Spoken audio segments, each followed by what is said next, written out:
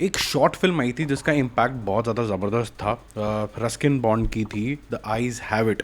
और ये क्योंकि शॉर्ट फिल्म थी, इसके अंदर कुछ एलिमेंट ऑफ सस्पेंस होता है और कुछ एक होप होती है कि यार अच्छा आगे स्टोरी में क्या कुछ पॉसिबिलिटीज़ हो सकती हैं।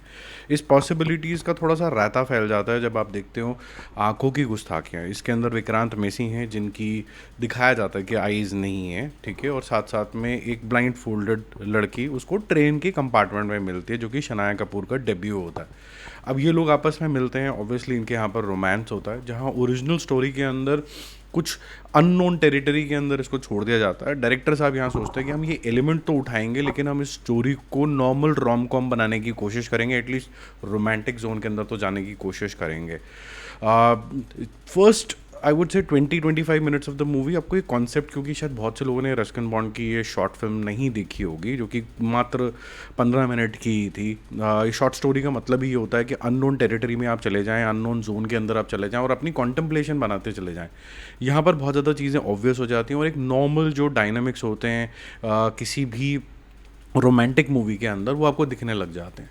बहुत सारी शॉर्टकमिंग्स भी दिखेंगी कि इन दोनों को नहीं पता है कि ये देख सकते हैं कि नहीं देख सकते हैं, और ये मेन कोर है इस फिल्म का। लेकिन बहुत सारी जगह पे डायरेक्टर खुद ही बता देता है कि इनको शायद पता लग सकता है। फॉर एग्जांपल एक सीन के अंदर शनाया कपूर खुद ही उसकी स्टिक पकड़ लेती है, वो स्टिक की ठक ठक भी हो रही है, लेकिन उसको पता ही नहीं है कि ये ब्लाइंड है कि नहीं है। काफ़ी सारे ऐसे ऐसे क्यूज़ आते हैं जहाँ पर आपको लगता है कि हाँ ये तो पता चल जाना चाहिए।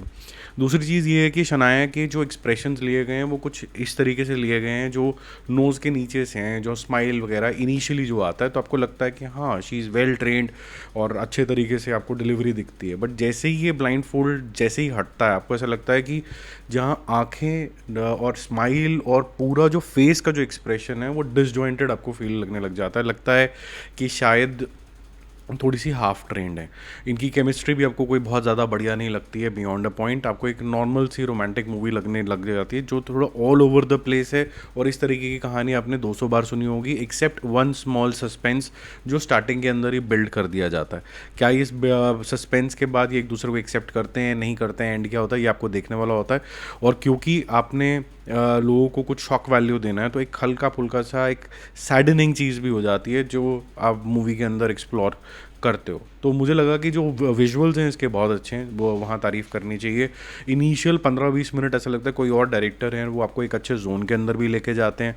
बट जैसे ही थोड़ा सा मूवी आगे बढ़ती है, एक नॉर्मल सी रोमांटिक मूवी हो जाती है जो अजीब तरीके के डिस्प्यूट्स हैंडल करने की कोशिश कर रही है, जो आपने कभी भी बहुत बारी देखे होंगे। और थोड़ा सा पेसिंग का तो अच्छा खासा सा इशू, आराम आराम से चलती है, केमिस्ट्री ज़्यादा क्लिक करते नहीं है। दूसरी चीज़ ये है कि अगर आपने ऋतिक रोशन की फॉर एग्जांपल वो जो ब्लाइंड वाली मूवी थी वो देखा था काबिल, और यहाँ पर जब आप देखोगे तो एक बॉडी लैंग्वेज होती है जो एक ब्लाइंड की होती है कि वो किस तरीके से देखता है, वो कान को ज़्यादा आगे लाने की कोशिश करता है, is trying to take the sense of the environment. जब वो चलेगा तो कितने कॉन्फिडेंट तरीके से वो चलेगा तो सही, बट शायद उसकी हाथ और जो सर की मूवमेंट है अलग तरीके से होगी। बड़ी क्लियरली आप बता पाओगे कि Vikrant Massey hasn't pick that up. मैं बार बार एक चीज़ बोलता हूँ, क्योंकि हमारे पास अच्छी एक्टर्स की बेंच स्ट्रेंथ नहीं है, तो जो थोड़ा बहुत अच्छी एक्टिंग करते हैं हम ये सोचने लग जाते हैं कि ये सब कुछ कर सकते हैं। और विक्रांत के मेसी या फिर ले लीजिए कार्तिक आर्यन, ये क्लासिकल एग्जाम्पल्स हैं कि और कोई दिख नहीं रहा तो इनसे सब करा लो। तो ये मेरे ख्याल से इसके लिए एक बेहतरीन एक्टर की ज़रूरत थी, एक ऐसे चार्मर की ज़रूरत थी जो खुद के ऊपर भी हंस पाए, कॉन्फिडेंट भी हो, वनरेबल भी फील करे। बहुत सारे इमोशन इसके अंदर डिपिक्ट करने थे। अब जो जिसके डायरेक्टर हैं उन्होंने ब्रोकन भी विक्रांत मैसी के साथ करी थी। विक्रांत मैसी अच्छा एक्टर है, मैं ये नहीं बोलूँगा, कार्तिक आर्यन से तो फार बेटर एक्टर है मैं ये बोलूँगा। लेकिन हैविंग सेड दैट ये मूवी इससे ज़्यादा ग्रेविटी मांगती थी। अगर लेट्स से इसके अंदर यामी गौतम जैसा एक्ट्रेस होती अपनी यंगर एज के अंदर शनाया की जगह पर, ये और ज़्यादा डेप्थ आ जाती। अब क्या है कि अगर आपको रोमांटिक मूवी बनानी है तो आप यंगस्टर्स के साथ बनानी चाहिए, लेकिन अगर आपके पास बहुत बेहतरीन आर्टिस्ट नहीं है यंगस्टर्स के, तो आप एक middle age let's say early 30s mid 30s के जो होते हैं उस तरीके की भी स्टोरी लिख सकते हैं, किरदारों को थोड़ा और मैच्योर दिखा सकते हैं ताकि इंटेंसिटी बन जाए। वो डायरेक्टर ने रूट लिया नहीं है अनफॉर्चुनेटली। तो ये ओकेश वन टाइम वॉच बन जाती है जिसके अंदर कोई बहुत ज़्यादा ना आपको प्यार उत्पन्न होगा, ना आपको कोई ऐसा लगेगा कि आपने कोई बहुत ही डिफरेंट चीज़ देख ली है, कोई अंधाधुंध देख ली है, बहुत कॉन्सेप्ट डिफरेंट था। ये एक ऑर्डिनरी अफेयर बन के रह जाता है, largely because of direction, largely because of okayish acting. It's not bad, I would say. It is okayish kind of acting. Chemistry is lacking. गाने okayish हैं, कोई इम्पैक्ट नहीं छोड़ते हैं, और रोमांटिक मूवी के अंदर गाने अगर नहीं होंगे ढंग के तो वो बहुत बड़ा इम्पैक्ट क्रिएट करती है. हाँ, विजुअली ये ठीक है पिक्चर. आपको विजुअली ज़रूर एक एक रिच लेंस दिखता है कि हाँ इन्होंने अच्छे तरीके से करा है, तो वो इसका प्लस पॉइंट है. एडिटिंग इसका प्लस पॉइंट नहीं है, क्योंकि बहुत ज़्यादा तरीके से बीच में ये स्लो हो जाती है. स्टोरी के अंदर लूप होल्स हैं, क्योंकि जो ओरिजिनल स्टोरी है उसके साथ छेड़खानी करके एक्सटेंड करने की कोशिश करी गई है, तो उसके अंदर आपको लगता है कि ये लूप होल छोड़े गए हैं इसके अंदर. बाकी मैं क्या बोलूँ, अगर आप विक्रांत मैसी के फ़ैन हैं तो आप मेरी बात तो सुनोगे नहीं, आपको क्या ज़रूरत है मेरी बात सुनने की, आप जाके देखाओ. और जिनको लगता है कि ये वेट करी जा सकती है, OTT के ऊपर देख लेंगे, जो वो एक और बड़ी प्रॉब्लम है इंडियन सिनेमा की, भाई बड़ी जल्दी OTT के ऊपर भी आ जाते हैं, तो फिर OTT पे देख लेना.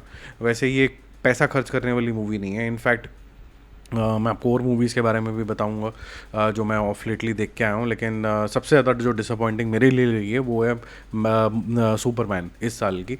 वो काफ़ी डिसअपॉइंटिंग रही है. मूवी शूवी इंटरनेशनल आपको कमेंट बॉक्स के अंदर पिंड कमेंट में लिंक मिल जाएगा, वो देखना.